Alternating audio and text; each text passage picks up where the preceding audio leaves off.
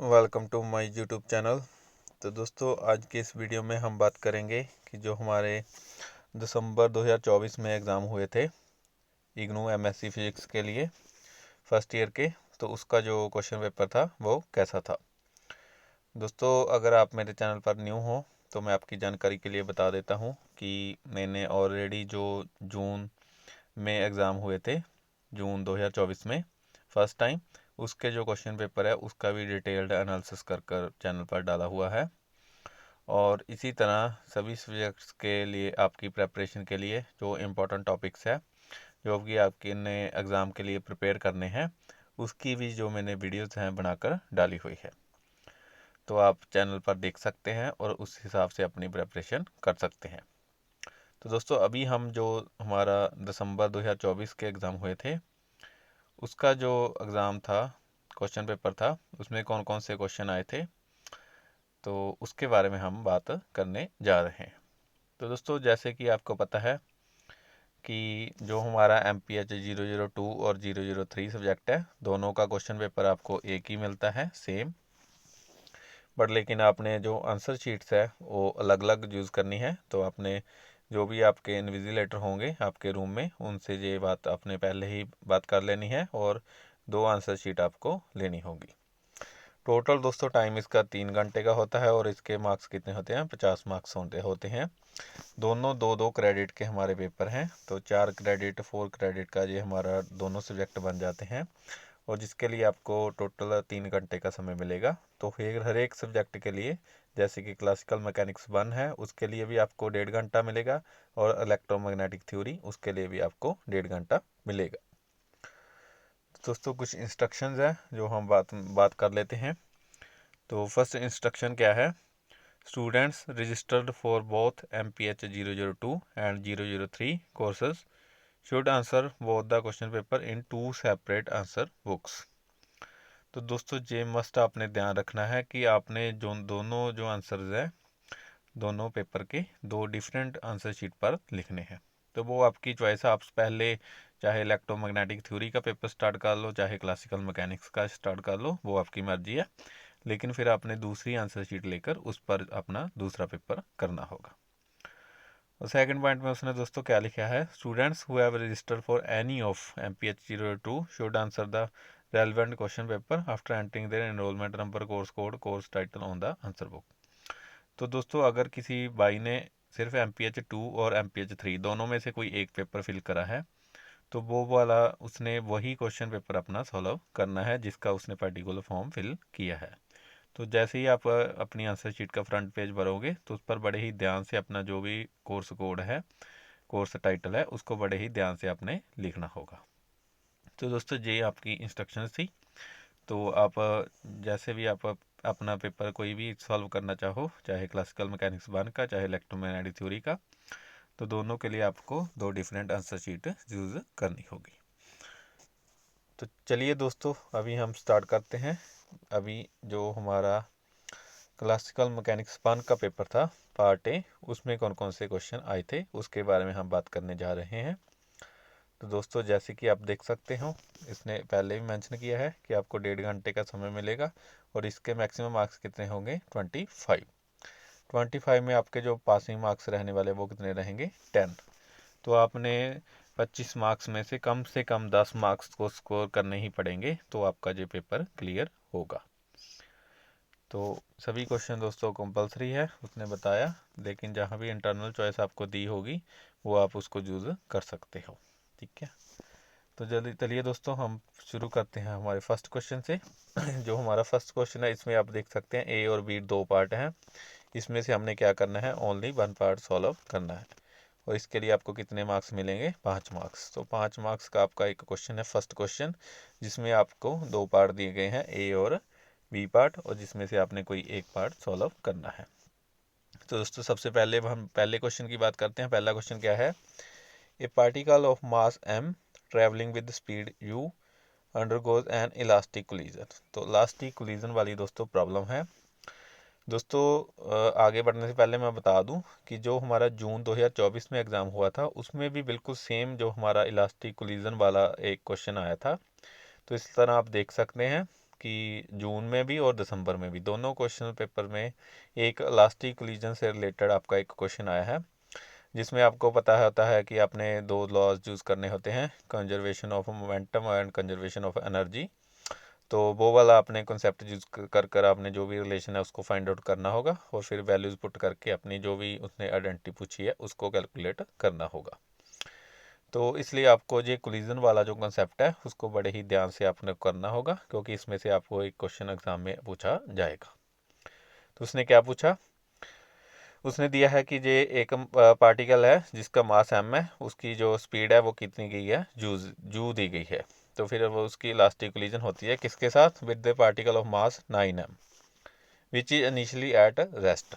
तो दो पार्टिकल हैं, एक की जो मास दिया गया है m दिया गया है और दूसरे का कितना दिया है 9 टाइम्स 9m। फर्स्ट की जो स्पीड थी वो जू थी और जो सेकंड वाला था वो इनिशियली क्या था, रेस्ट पर था। दोनों में क्या हुआ, कोलिजन हुआ। आफ्टर द कोलिजन, तो दोस्तों ये वाली तो हमारी बिफोर कोलिजन वाली बात बन गई। और फिर आफ्टर द कोलिजन क्या हुआ, the particle m is deflected by 60 degree with respect to इस इनिशियल डायरेक्शन ऑफ मोशन। तो जैसे ही दोस्तों कोलिजन हुआ तो जो हमारा फर्स्ट पार्टिकल था वो कहाँ डिफ्लेक्ट हो गया, 60 डिग्री के एंगल पर इनिशियल डायरेक्शन से उसकी डिफ्लेक्शन हो गई। तो दोस्तों आप कंसिडर, एक जे पॉइंट है एक जे पॉइंट है, दो पार्टिकल थे, फर्स्ट वाला ऐसे ट्रैवल करने जा रहा था, दूसरा रेस्ट पर था। जैसे ही जहाँ पर टकराया तो जे 60 एंगल पर जो हमारा फर्स्ट था वो डिफ्लेक्ट हो गया। अभी हमने क्या कैलकुलेट करना है, calculate the speed of particle m after the collision in terms of u। तो दोस्तों हमने क्या फाइनल वेलोसिटी फाइंड आउट करनी है जो हमारा फर्स्ट पार्टिकल था। तो बिल्कुल दोस्तों इजी क्वेश्चन है जी आपका। जैसे कि आपको पता है कि आपने जो आपकी ग्रेजुएशन है और जो आपने 12th की है, +1 12th, उसमें भी ये कंसेप्ट आता है कोलिजन वाला, इलास्टिक कोलिजन। तो दोस्तों आपको इसमें क्या दिया होता है, पार्टिकल दिए होते हैं दो जिनके मास दिए जाते हैं और फिर उसकी वेलोसिटी दी जाती है। तो इस कंडीशन में हमारे पास दो पार्टिकल, एक का मास m और दूसरे का 9m, और फिर फर्स्ट के जो वेलोसिटी है वो इनिशियल वेलोसिटी u है, और फिर जो जिस पार्टिकल से वो जिसकी कोलिजन हो रही है उसकी जो इनिशियल वेलोसिटी थी वो रेस्ट पर था।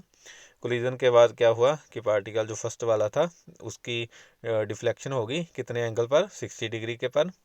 और फिर हमने कैलकुलेट करना है कि जब उसकी जब डिफ्लेक्शन हुई तो जो उसकी स्पीड होगी, final speed in terms of जू, वो क्या रहने वाली है। तो दोस्तों इस तरह अपने जो हमारे कंजर्वेशन लॉज होते हैं उनको यूज़ कर conservation of mass and conservation of momentum and conservation of energy, तो वो वाला रिलेशन हमने यूज़ करना है, उससे हम जो प्रॉब्लम को सॉल्व कर सकते हैं। दोस्तों आपको पता है कि ये हमारा इम्पोर्टेंट कंसेप्ट बन जाता है, क्योंकि जून में भी इसके रिलेटेड एक क्वेश्चन आया था और अभी इसमें दिसंबर में भी आया है। तो होपफुली जब भी आपने नेक्स्ट जून 2025 में या उसके आगे किसी भी एग्ज़ाम में बैठना है तो आपको ये वाला कंसेप्ट आपका अच्छे से अटेम्प्ट करना होगा।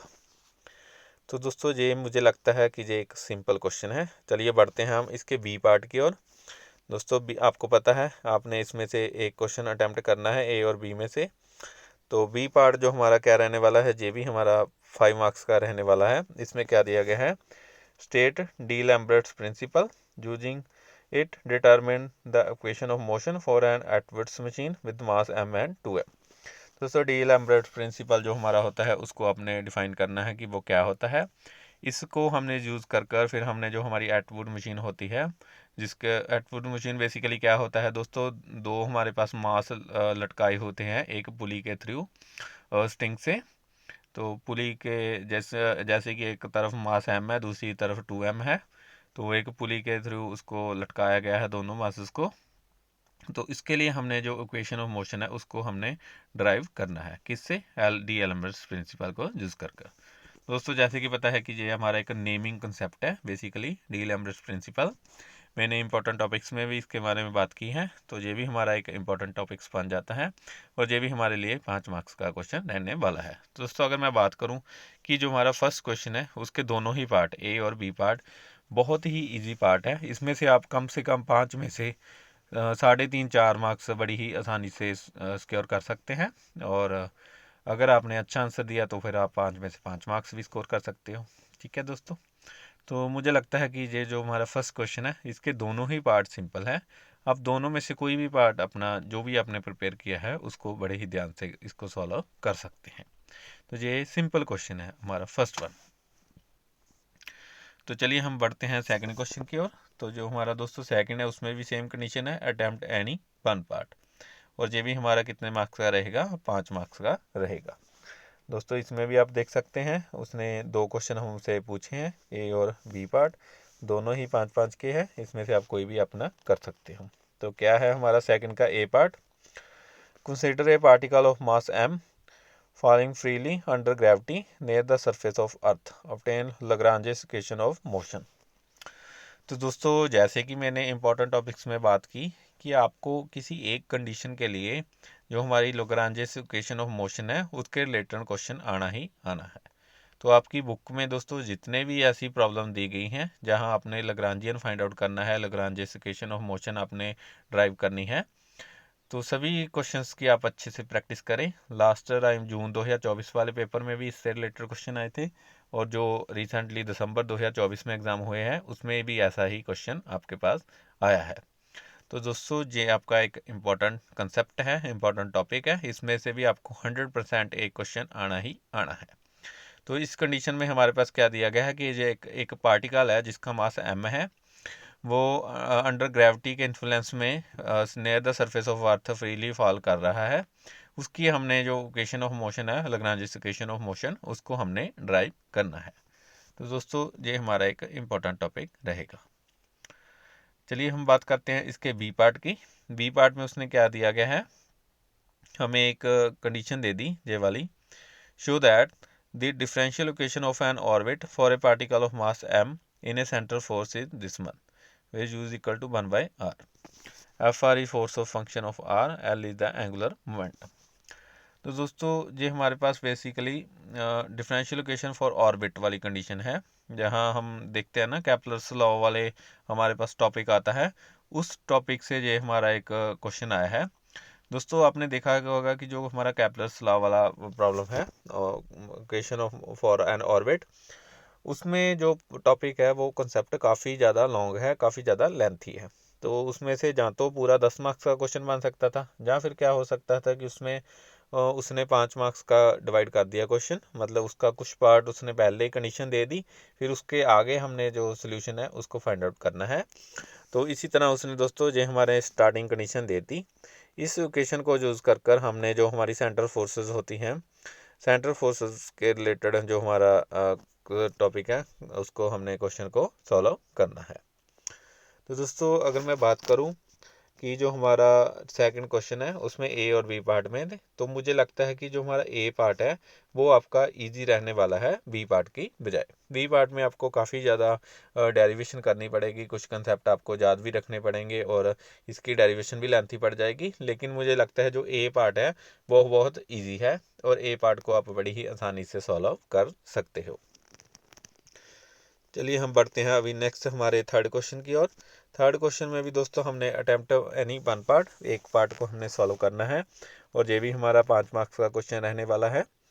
इसमें दोस्तों ए और बी दोनों पार्ट दिए गए हैं, इसमें से आप कोई भी एक जो हमारा पार्ट है उसको सॉल्व कर सकते हो। तो ए पार्ट हमारा क्या रहने वाला है, obtain the Lagrangian and Lagrange's equation of motion for a bead of mass m which slides without friction along a wire in the shape of a parabola, y is equal to ax square। तो फिर दोस्तों वैसे ही जैसे हमारा second question था उसी की तरह एक क्वेश्चन आ गया। इसमें भी हमारे पास क्या कौन सा हमें सिस्टम दिया गया है, motion of a bead of A mass m which slide without friction along a wire. तो दोस्तों एक वायर के इर्द गिर्द जो हमारा एक बीड होता है वो स्लाइड कर रहा है, वायर के इर्द गिर्द सर्कुलर मोशन के में होता है। इसकी हमने जो इक्वेशन ऑफ मोशन है लग्रांजियन, पहले इसका लग्रांजियन लिखना और फिर इसकी लग्रांजियस इक्वेशन ऑफ मोशन हमने लिखनी है। तो दोस्तों जैसे कि मैंने बोला कि ये हमारा जो इम्पोर्टेंट टॉपिक है लग्रांजियन और लग्रांजियस इक्वेशन ऑफ मोशन, तो इसलिए आपको मुझे लगता है कि अगर आपने सभी तरह के सिस्टम के लिए जो आपका कंसेप्ट है जो टॉपिक है इसको आपने अगर किया होगा तो आप इसको टॉपिक को बड़ी ही आसानी से कर सकते हो। तो दोस्तों मुझे लगता है कि ये आपका एक सिंपल क्वेश्चन रहने वाला है। इसमें भी आपने लैग्रांजियन फाइंड आउट करना और फिर उसकी हेल्प से जो लैग्रांजियन इक्वेशन ऑफ मोशन होती है उसको हमने लिखना होगा। चलिए हम बढ़ते हैं इसके बी पार्ट की ओर। थर्ड का हमारा बी पार्ट देखते हैं उसमें क्या रहने वाला है। बी पार्ट में क्या है, determine the differential scattering cross sections and total scattering cross section of a particle of mass m if it is scattered by a rigid sphere of radius a। तो दोस्तों हमने जो हमारा डिफरेंशियल क्रॉस सेक्शन वाला topic है और total cross section वाला, इसको हमने फाइंड आउट करना है। पार्टिकल है मास m का जो scattered by rigid sphere of radius a। तो दोस्तों जो हम जैसे कि आपको पता है कि जो हमारा डिफरेंशियल क्रॉस सेक्शन वाला टॉपिक है, मैंने बताया कि ये भी आपका एक इम्पॉर्टेंट टॉपिक है। तो उसी में से आपके पास एक क्वेश्चन पूछा गया है जहां पर आपने टोटल स्कैटरिंग एरिया और डिफरेंशियल स्कैटरिंग एरिया इसको फाइंड आउट करना होगा। तो दोस्तों अगर मैं बात करूं थर्ड के ए और बी पार्ट में, तो मुझे लगता है कि ये दोनों क्वेश्चन ही इजी क्वेश्चन है। अगर हमने कंपेयर करना हो तो मुझे लगता है ए क्वेश्चन ज़्यादा सिंपल है और बी क्वेश्चन भी हम सिंपल है, ज़्यादा टफ नहीं है, लेकिन ए उससे ज़्यादा सिंपल रहेगा। तो इस तरह थर्ड ए और बी में से अगर मैं अपनी बात करूं तो मैं थर्ड ए क्वेश्चन को चूज़ करूंगा इसको सॉल्व करने के लिए। चलिए बढ़ते हैं हम इसके फाइनल क्वेश्चन की ओर। फोर्थ क्वेश्चन हमारा दोस्तों, इसमें भी हमने एक पार्ट सॉल्व करना है और ये हमारा कंप्लीट कितने मार्क्स का रहेगा, 10 मार्क्स का क्वेश्चन रहेगा। दोस्तों जैसे कि आप देख सकते हैं इसमें ए और बी पार्ट है। जो ए पार्ट है उसमें 5-5 मार्क्स के क्वेश्चन बन जाते हैं और जो बी पार्ट है उसमें हमारा सीधा ही 10 मार्क्स का क्वेश्चन बन जाता है। तो दोस्तों अगर आपने देखना है कि अगर आपको इसमें से ए पार्ट के दोनों क्वेश्चन आते हैं तो आप फर्स्ट और सेकंड ए पार्ट का सॉल्व करोगे 10 मार्क्स के लिए, और अगर आपको ये नहीं आता तो फिर आपने जो बी पार्ट है उसको अटेम्प्ट करना होगा जो सीधा ही पूरा 10 मार्क्स का क्वेश्चन रहेगा। तो चलिए देखते हैं इसमें क्या है। ए पार्ट में हमारे पास दोस्तों क्या दिया गया है, उसने बोला है अटेम्प्ट एनी वन। ए में है फर्स्ट और 2, इन दोनों को करना है। फर्स्ट में क्या है, for a particle of mass m moving in a spiral orbit, orbit की इक्वेशन क्या दी गई है, r theta is equal to k e⁻² theta, obtain the force law. तो हमने इस ऑर्बिट की इक्वेशन से हमने क्या ड्राइव आउट करने हैं, फोर्स लॉ जो होते हैं उनकी डेरिवेशन हमने करनी है। बी पार्ट में क्या है, obtain the Lagrangian for a small oscillator oscillations around a point of stable equilibrium Q0 is equal to 0। तो इसमें भी वही लैग्रांजियन वाला कंसेप्ट है। तो दोस्तों मैं बात करूं तो मैंने जैसे बोला है कि जो हमारा ये वाला MPH 002 सब्जेक्ट है, इसमें जो बेसिकली मोस्ट इंपॉर्टेंट टॉपिक वो हमारा Lagrangian and Lagrange's equation of motion से रिलेटेड ही रहने वाला है। तो आपने बुक में जो भी तरह के क्वेश्चन बुक में आपको दिए गए हैं जिसमें आपने लैग्रांजियन बनाना है और फिर लैग्रांजियस इक्वेशन ऑफ मोशन को ड्राइव करना है, सॉल्व करना है, वो वाला सभी क्वेश्चन आप बुक में ध्यान से कर लें, क्योंकि उनमें से ही जो एक क्वेश्चन है वो आपको अपने सॉल्व करने के लिए आएगा। तो दोस्तों इस तरह आप देख सकते हैं कि जो इसका बी पार्ट है उसमें भी वही लैग्रांजियन इक्वेशन ऑफ मोशन आपके पूछी गई है। दोस्तों इसमें पेपर में टोटल 3 ऐसे क्वेश्चन हैं जिसमें लैग्रांजियन आपने फाइंड आउट करना और लैग्रांजियन इक्वेशन ऑफ मोशन आपने ड्राइव करनी है। तो ये आपका एक जो फोर्थ का क्वेश्चन रहने वाला है। इसके बी पार्ट की हम बात करें तो बी पार्ट में क्या है, obtain the energy of very weakly damped oscillator whose displacement at time t is qt is equal to a cos omega t plus alpha omega 8t plus alpha into e power minus lambda by 2t lambda by 2t।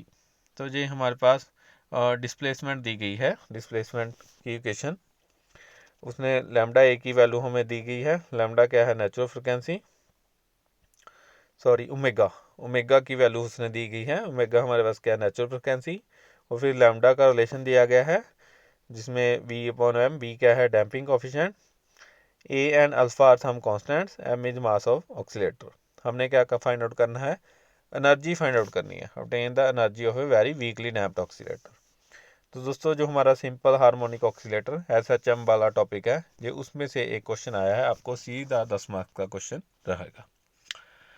तो दोस्तों अगर इसमें मैं बात करूं तो मुझे लगता है कि फोर्थ में जो हमारा ए पार्ट है, क्योंकि इसमें 2 पार्ट बन जाते हैं, 1 और 2 पार्ट, तो मुझे लगता है कि जे वाला क्वेश्चन कंपेरेटिवली ज़्यादा इजी है आपको अटैम्प्ट करने के लिए।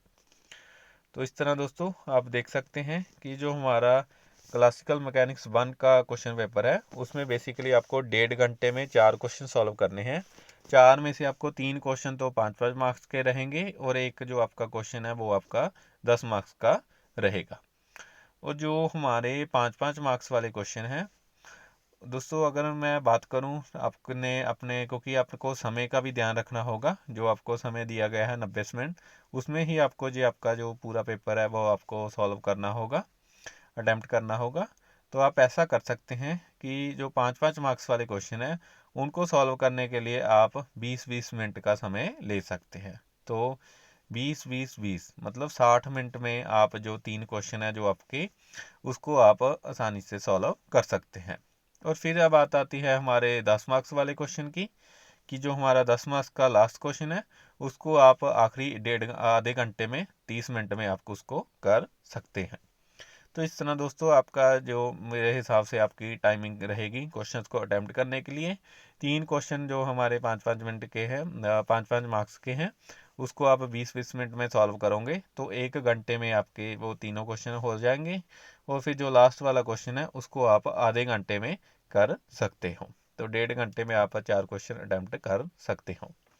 तो दोस्तों मुझे लगता है कि ये वाला आपका पेपर काफ़ी ज़्यादा स्कोरिंग रहता है, क्योंकि आपको पता है कि जब भी आपका रिजल्ट आता है तो जो आपका ग्रेड कार्ड होता है उसमें जो आपके मार्क्स है वो 100 के इक्विवेलेंट जो शो होते हैं।